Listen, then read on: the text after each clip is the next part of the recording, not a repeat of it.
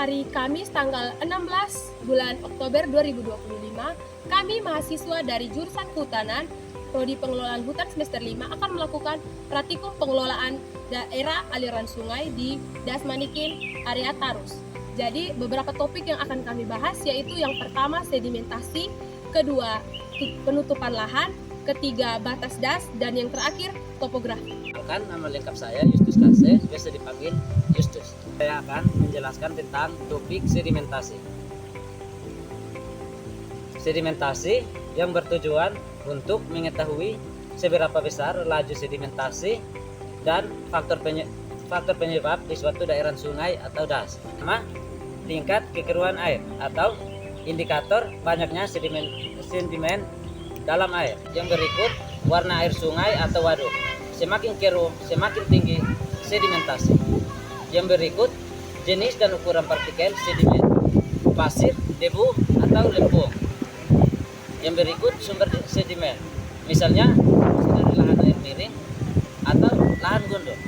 Nama saya Teresia Paranggode. Di sini saya akan menjelaskan materi tentang batas das. Batas das adalah garis imager atau kontur atau peta topografi yang memisahkan wilayah aliran sungai ke satu sungai dengan wilayah aliran sungai lainnya. Batas Das Manikin ditentukan oleh topografi atau punggung dan lekuk tanah di mana wilayah semua air hujan di dalamnya akan mengalir ke outlet Manikin.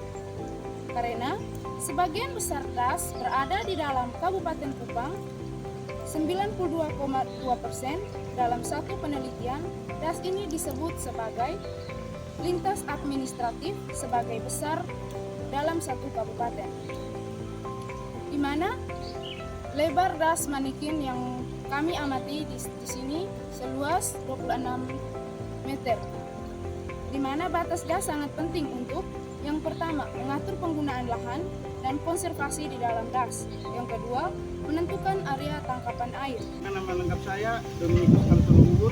Saya akan menjelaskan tentang topografi. Di Das Manikin ini kelas kemiringannya 0-3%, yaitu datar, dan 3-8% tergolong landai. Lereng lebih curam dari hulu, potensi erosi di hulu lebih tinggi. Dampak topografi terhadap aliran dan erosi. Di daerah hulu dengan kemiringan tinggi, curah hujan lebih cepat menjadi aliran permukaan atau runoff dan membawa sedimen. Wilayah dengan daerah tertinggi dapat memperoleh hujan lebih banyak dibandingkan daerah yang lebih rendah atau arah utara. Halo semua, kenalkan nama saya Maria Eko, biasa disapa Eci. Jadi baik, di sini saya akan menjelaskan mengenai topik yaitu tutupan lahan.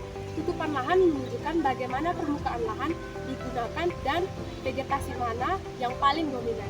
Bisa kita lihat di sekitar Das Manikin ini terdapat beberapa vegetasi yang paling dominan, yaitu ada jati, lantoro, lontar, serta beberapa tanaman perkebunan seperti mangga, pepaya, serta pisang. Idealnya, wilayah hulu harus lebih banyak vegetasinya agar sebagai tempat konservasi. Umumnya di kawasan yang lebih landai atau hilir merupakan tanah terbuka atau lahan hidup. Sebagian kecil, tetapi jika lahan terbuka makin banyak, risiko erosi makin tinggi.